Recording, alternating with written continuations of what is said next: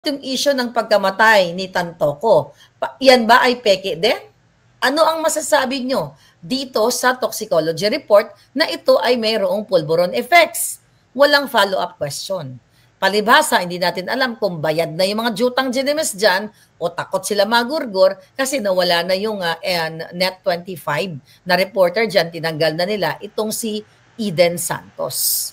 Ngayon, mga kababayan, ang katanungan nga natin dyan, nung nag-vlog tayo ng ilang beses na, bakit mahalaga? Okay, na-i-address ito, at bakit mahalaga, ikaw, Mangga, at iba pang mga senador, na kailangan imbestigahan nyo ito. Dahil, mga kababayan, hindi ito private citizen si Tantoco. Ang asawa niya, again, na si Dina Tantoco Arroyo ay Deputy Social Secretary. Meaning, mga kababayan, ulit-ulitin natin, gumamit sila ng pondo, ng pera ng bayan, pera ng Pilipinas, gumamit sila ng public funds, si Lisa Tanas, at nagstay sila sa mga 5-star hotels, nagparty sila, nag-hinar nila si Jokoy, na hindi natin, na alam naman natin na kung si Lisa Tanas kasama ni Jokoy, pera ninyo ang ginastos doon. 'Di ba? Dumating sila sa Amerika, sabay-sabay sila, hindi natin alam kung isang eroplano, ano ba sinakyan nila, 'di ba? Hangga't hindi ito naiimbestigahan. Hindi porket si Tantoco yung namatay ay walang posisyon sa gobyerno, ay absuelto na ang mga jutang ginimes na ito. Sino yung mga jutang ginimes? Si Lisa Tanas, yung asawa niya, at lahat ng involved doon. Pera ng bayan yun, at this is public interest. Hindi pwedeng makawala si Lisa dito. Kaya yang si Amy Mangga, boljakin nyo sa comment section. Sabihin nyo, wag kang epal, wag kang hanggang Facebook lang. Mag-open ka ng investigation para malaman ng taong bayan magkano ang ginastos ni Lisa Tanas, magkano ang binayad sa performer na si Jokoy, sino ang namasahe sa mga umattend na mga artista, sino ang nagbayad ng kanilang mga hotel. Lahat ng mga dokumento, hingiin, makikita yan kung mayroong proper investigation. Dahil kung talagang totoong tapat ito si Amy Marcos na hindi naman talaga tapat sa sinasabi niya dapat magpaliwanag ang Malacanang, hindi magpapaliwanag ang mga putang ina. Nakita nyo nga puro kasinungalingan. Hindi nga in-address yung pagkamatay. So hanggat hindi si Amy Marcos at iba pang kayo mga senador, I don't know kung kaninong committee ito ang dapat mag-imbestiga. Pera ng bayan to eh. Gumasto sila, nagpakasaya sila sa Amerika, mga kababayan. Di ba? Kasama sa entourage. Hindi nila pwedeng pagsinungalingan. Yung napinost natin dyan, nagkantahan pa. Bago namatay itong si Tantoco, nagkantahan pa. Kasama yung mga opisyal. Hindi siya private citizen lang. Kaya public concern ito. Pera ito ng bayan. Kaya yung sinasabi ni Taratara, okay, ng Malacanang, ito po ay hindi natin dapat titigilan ito. Dahil, tignan natin, di ba, pinag-usapan namin nila Agent Morales, ni Cathy Binag, the other day, di ba? Yung ang asawa ni ni Tantoco, ni Paulo o ni Pawi, di ba? Kailan sa pangalan Pawi, ay inappoint ng Office of the President. At alam naman natin si Lisa Tanas ang nag-appoint niyan. So gusto naming malaman, Clarisang Boba, gusto naming malaman, Zatanas, Bangag, 'di ba? Magsimula sa bookings, magsimula sa hotel, sa bookings, airfare, lahat ng ginastos ninyo para malaman ng taong bayan kung ano ba talaga. Dahil nga appointed po, mga kababayan, isaksak nyo sa utak ninyo na ang asawa ni Paulo Tantoco ay appointed ng Office of the President. Meaning, gumastos sila ng pera ng bayan. Hindi nila sariling pera dahil ang representation nila dito is Manila International Film Festival. Ilang araw nila ginanap yun. Sino-sino ang gumastos noon, mga palangga? So, Office of the President ba? Ano ang ginamit ni Lisa Tanas? Lahat, pamasahe, transportation, lahat, mga kababayan, yung sa venue, sino nagbayad, may pananagutan ito. At hindi po dito pwedeng sabihin lang na, oh, peke yung police report. Kung peke yan, nasaan yung original na police report? Ang sinasabi niya kasi police report. Hindi niya sinasabi na peke o hindi niya in-address. Kung pakikinggan yung sagot niya ni Taratara, hindi niya in-address yung toxicology test. Hindi niya in-address yung pagkamatay ni Tantoco. Bakit kailangang imbestigahan ito, mga palangga? Kasi nga, mga kababayan, may sangkot na pulboronic. Ulitin natin, ang tanong namin ni Agent Morales, ni Cathy, sino ang nagdala ng pulburon sa loob ng hotel dahilan ng pagka-overdose o nategi siya? Sino-sino pa ang gumamit doon? May cover-up ba? Diba? Kasi, yung pagkategi ni Paulo Tantoco ay hindi mo pwedeng alisin na konektado sa Office of the President, Office of the Bangag.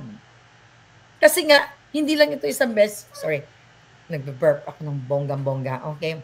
Hindi pwedeng ilayo kay Bangag to dahil meron nang lumabas. Nilabas ko nga yung pulboronic video ni Bangag, di ba? Nung July, isang taon na. July 21, na-imagine nyo, that was during the SONA, na tinakot din nila. I-remind ko lang kayo, tinakot nila ako na makipag-coordinate sila sa Amerika, sa lahat. NBI, DOJ, PNP, AFP, lahat na. Yata tinakot ako, nalagot ka, Marlica, i-extradite ka na, lagot ka, makukulong ka na, 1 taon na. Ito po ay usapin ng bayan. Usapin ninyo. At yung pagkamatay ni Pawi, sabi nga namin, divine intervention para malaman ninyo na talagang gumagamit ng pulburon ang circle ni Lisa Tanas at ang circle nitong Bangag administrasyon na ito. So, alam na to ng Amerika definitely. Hindi ba nakakahiya na ang bigaon na si Lisa Tanas, na akala mo kinakalay kayong kipay niya, I will survive na yung mata niya, talagang lumuluwa sa kabutlugan, sa kabuturan, di ba? Akala mo, kariregla lang kung makasayaw. Gamit ang pera ng bayan yan. Hindi sapat na sasabihin lang, ay fake yan, ano na yan, yung police report na yan. Tapos doon na lang magtatapos, Amy Marcos. Mangga, Amy Marcos, Alpotera, double agent, mga bangag, mga panginan nyo. Hindi nagtatapos to dahil gumastos sila ng pera ng bayan. May namatay eh. May namatay. Ayaw nila, in-address ba nila yung, ulit-ulitin natin, in-address ba nila yung namatay? In-address ba nila na may pulburon involved? O in-address nila yung linkage ni Lisa Tanas? Pero, fake news. Di ba? Fake news. Siyempre, deny to death sila, di ba? So, kung talagang gusto ni Amy Marcos, pwedeng mag-investigate ang Senado. Pwede rin sana yung Commission on Human Rights. Pero paano naman mag-iimbestiga yung putangin ng mga hayop na yan? Wala nang human rights sa Pilipinas dahil halos ng mga hinayupak ay magkakasabwat. Hindi po pwedeng pabayaan natin tong issue na ito kasi dapat talaga kung matino itong mga senador natin, manawagan tayo sa mga senador. Can you tell me, because may medyo ngarag-ngarag na kasi yung alindog ko ngayon. Anong Blue Ribbon? Anong committee ang dapat mag-imbestiga nito? Kasi mga kababayan, sabi ko nga, ginastusan to ng gobyerno. Tapos buhay ang may namatay, may buhay at may pulburon. Di ba? Dapat imbestigahan lahat yan. Patawag ang COA, ipatawag ang kung sino, anong eroplano. Lahat, alam nyo na yan. Alam nyo na yan. Lahat ng ahensya ng gobyerno na pwedeng kasangkot dito sa paglabas ng pondo, yung mga office ng mga pumunta doon, yung mga artista, lahat yun dapat. Even nga yung mga staff sa hotel pero that's gonna be address yan dito dito sa, yung not staff sa hotel, yung mga kasama ni Tantoco bago siya namatay. O sino yung mga kasama niyang tumira ng pulburo na yon. Ngayon, mga palangga, ang problema dito, hindi yung fake news na sinasabi ni Taratara na, fake news yan. Diba? Fake news yung lumabas na yan, na police report na yan. Kaya ang question ko, kung fake news ng police report, nasaan ang original police report from the Beverly Hills Police Department? May kapangyarihan ang gobyerno natin at karapatan na malaman ng taong bayan na ilabas nila kung dinedebunk nila itong isang police report na ito, nasan yung original? Di ba dapat isasampal nila, hoy, ikaw Maharlika, hoy, ikaw Dean Chase, hoy, ikaw Morales, hoy, ikaw Cathy Binag, sinungaling kayo. Ito ang actual police report. Meron ba silang ipinakita? Hinahamon nga din sila ni Dean na mag-file sila ng case.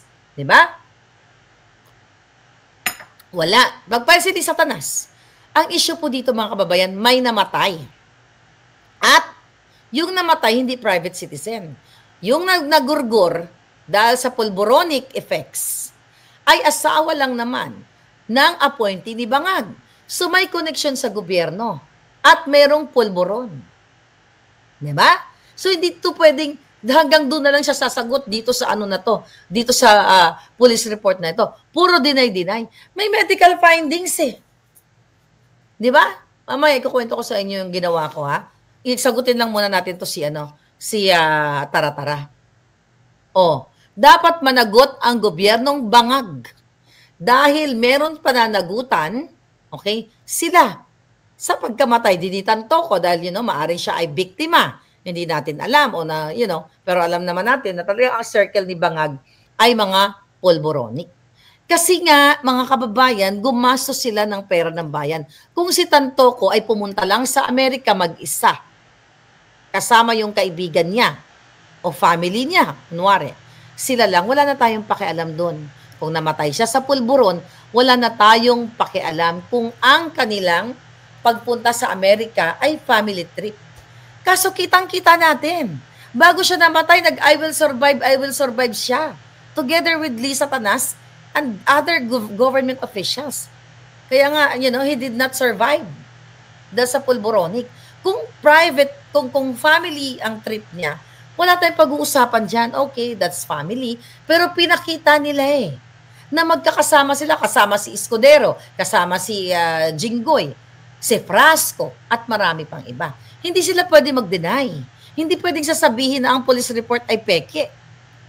Kasi nga, mga kababayan, mayroon silang pananagutan sa taong bayan dahil nilustay nila ang pondo ng bayan.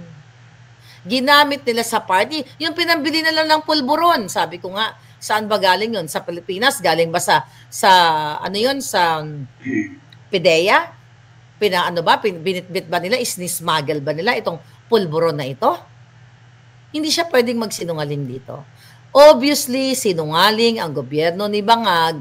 Mga kababayan, kitang-kita ninyo na meron silang ninakaw dito na pera sa bayan. Itong gobyerno ni Marcos Jr., dinala nila dito sa Amerika, 'di ba? Maraming pananagutan sila dito, mga kababayan, kasi nga, okay, pwede ditong silang kasuhan ng malversation of public funds.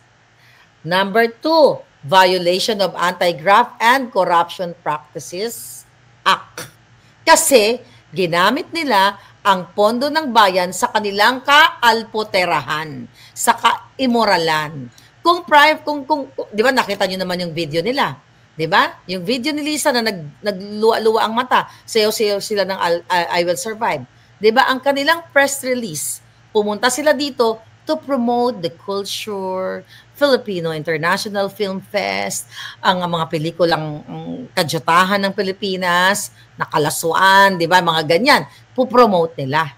So kahit hindi opisyal ng gobyerno si Tantoko, kung ginamit nila, which is obviously ginamit ng gobyerno ni Satanas, ni Bangag, ang pera ng bayan sa kanilang biyahe, sino-sino ang mga nilibre, ulit-ulitin natin, at siya ay nategi dahil sa illegal na pulburon na white powdery substance.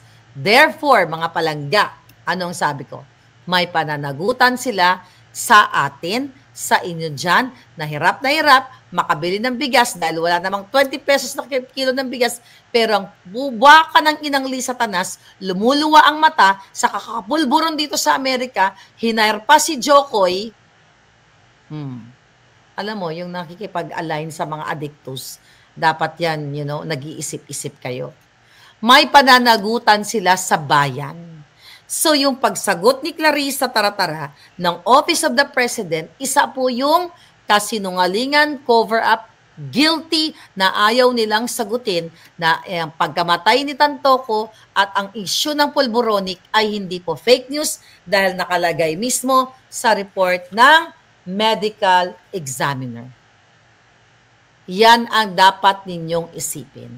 Marami silang pananagutan at number 4, negligence resulting in death.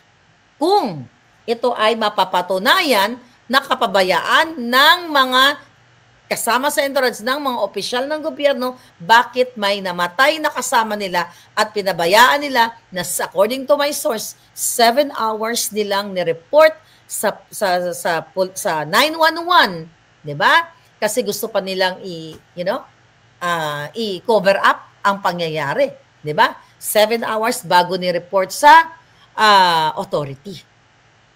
Marami po sila, Sinerge natin, administrative liability, at kung ano-ano pa na pwedeng ikaso sa kanila kapag ito ay inimbestigahan ng Senado. Since may bago tayong set of senators ngayon, maybe pukpukin natin sila ng gavel, di ba?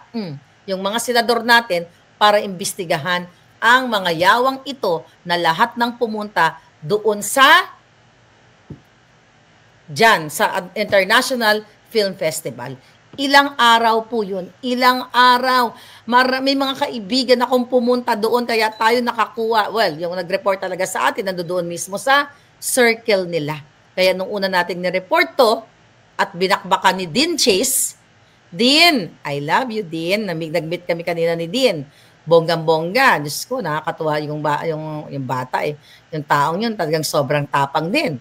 So ngayon, mga palangga, ang issue dito, nagsisinungaling na naman ang Malacanang na pulboronic. Kasi nga, kitang-kita ninyo, pulboron ang sangkot dito. Pulboron. Anong pwedeng gawin ng gobyerno ng Pilipinas? Kung meron lang sana tayong gobyerno, totoong gobyerno. Imbestigahan. Panagutin lahat.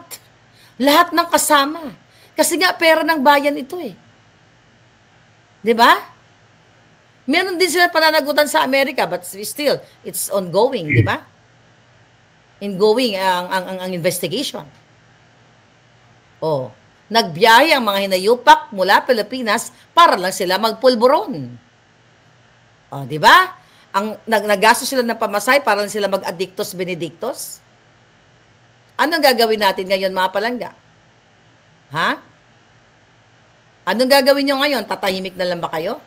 Merong pananagutan ang gobyerno ni Bangag dito na dapat talagang sila ay magbayad sa lahat ng kasalanan nila. Ulit-ulitin natin dahil si Dina Arroyo ay appointed ni Marcos Jr. bilang isang Deputy Social Secretary at siya ay gumagastos ng pera ng bayan. Kasama niya yung asawa niya. Nakikita nyo sa video, nakita nyo sa camera, lahat ang kanilang mga galawan, party animal, ang mga hinayupak, pasayaw-sayaw na parang mga alpoterang bangag si Lisa Tanas. Malinaw pa sa sikat ng araw na ang circle ng Pulboronic Marcos Jr. ay mga addictus benedictus. Kaya nga, we've been vindicated. Diba? Sinabi ko sa inyo. Tayo lahat na mga nag-expose dito. At hindi ito private affair. Sabi ko nga, hindi ito na pumunta lang sila, 3 sila, 4 sila magkakapatid, si Tantoco at asawa niya o yung mga anak niya, family. Wala tayong pag-uusapan kung sila lang family. Okay? Kasi we can check ano ba ginamit nila. Anong ginamit by the way, alam mo, susukol to lahat. Kung matitino lang yung mga senador natin, sir, mga ma'am, Senator Marcoleta, yan, umaasa tayo dyan. I hope, naririnig niyo po ako ngayon. I don't know, nasa Blue Ribbon ba si Kong Marcoleta, sis, Kati Binag. Malalaman natin lahat to. Anong passport ginamit nila? Diplomatic passport ba? Lahat ito sukul. Kung gagawin ng tamang investigation. Ikaw, manggagamit. Enough na yung kakuda-kuda mo. Naku naman. Alpot patutot si Lisa Tanas. Magpaliwanag ang ading ko. Puro na lang kuda-kuda. Mag-open ka ng investigation. Kung totoo ka, kung tapat ka, which is hindi ka naman tapat. Buksan buksan nyo ang investigasyong ito. Wala nang iba kundi Senado. Gagastos naman tayo ng bayan, pero dapat ipatawag lahat. Dahil hindi po ito ordinaryong private issue lang. Public concern ito. Dahil appointed nga itong si Dina Arroyo. At kasama sila, kitang-kita doon sa entourage niya sa biyahe na ginastusan ng pera ng bayan. Diba? Wala nang integridad ang bangag na administrasyon na ito. Wala nang reputasyon. Dahil ang kipay ni Lisa Tanas, akala mo sinisilihan habang kumakanta-kanta at sumasayaw ng I will survive. You won't survive very soon, Lisa. Malay mo, magkaroon ka ng polvoron effects at bigla ka ring matumba kayo ng asawa mong bangag, so you won't survive. Sa lahat ng pang-aabuso nyo, sa pera ng bayan, sa lahat ng resources ng gobyerno, at yun nga, kitang-kita, divine intervention na may isa sa hanay ninyo na nagurgor dahil dito sa pulburon na to na nagpapatunay na tama ang sinabi ni Pangulong Duterte, mga palangga. Malinaw na lumabas ang medical examiners dito sa Amerika na may pulboronic content, sorry. Tamata ko siguro. Pagod, okay? Na may pulboronic ang kanyang dugo, ang kanyang katawan.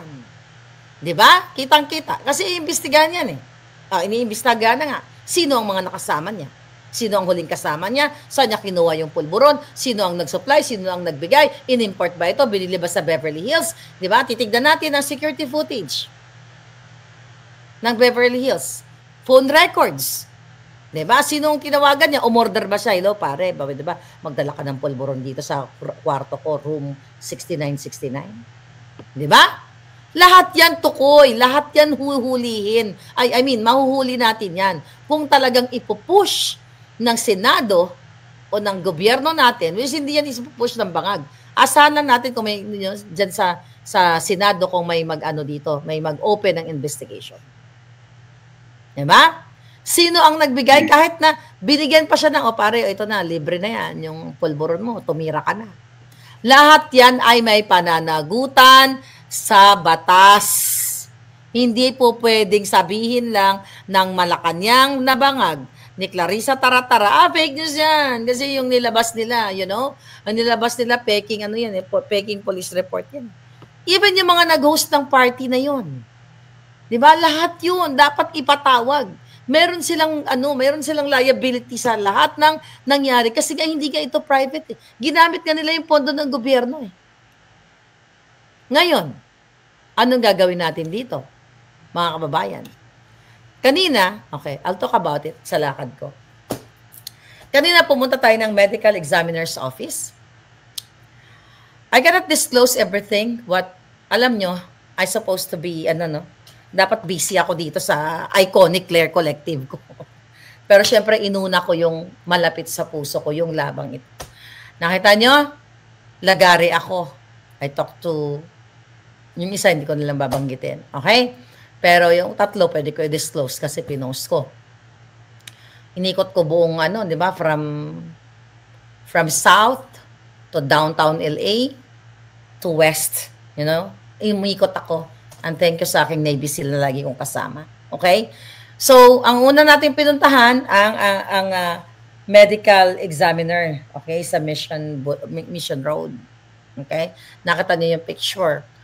I am expecting documents very soon. Okay? And that's positive. Okay? Wala pa sa kamay ko. It's not yet ready. But that's one thing I can assure you. Then, pumunta tayo sa Beverly Hills. Dito nga, Beverly Hills Police District, mga kababayan. And, I can't disclose kung ano yung nangyari. Pero, hindi natin to tatantanan. Kasi, ginagawa ng bangag administrasyon kung paano nila ampatin ang sunog, ang wildfire na nagaganap. Pero gusto kong sabihin sa inyo, ngayong araw na to, very productive. Okay? May nakausap ako na tao, okay? Na tao na binigyan tayo ng, not really hope, okay, ng mga mahalagang information. Sabihin na natin, ito yung mga ahensya ng gobyerno na tinatrabaho ko na ngayon. Hindi yata ako natutulog. Netong buhay ito. Ano ba itong pinili kong buhay? Okay? Tomorrow, may mga follow-up tayong gagawin. But, number 1 natin na tinatrabaho, ang Drug Enforcement Agency. Sabi ko nga sa inyo, itong laban natin, lalo na ito, di ba? Kaya ang tagal nilang inirelease, di ba, itong coroner's report. You know? Hindi ko nababangkitin kasi baka harangin nila lahat eh. Okay? But one thing for sure, I'll be communicating with Drug Enforcement Agency to ever we can extract. 1, 2, 3, 4, 5, 6, 7 agencies. Okay? Okay, babanggitin ko na. Nakausap. Okay? May nakausap tayong US lawyer, okay, na tumutulong sa atin, nagbibigay sa atin ng advice. Alright? So, hindi po yung hingiin nyo sa akin ng dokumento, wala pa sa akin. But, in few days, I can give you documents, which is, inassure naman ako na they will give it to me, mga palangga. Pero naging busy-busyhan talaga yung alindog ko kanina, yung katawang, well, gabi pa ako busy, galing ko sa party. Pero syempre, kailangan kong, gawin. Yeah? Yung tama, mga kababayan.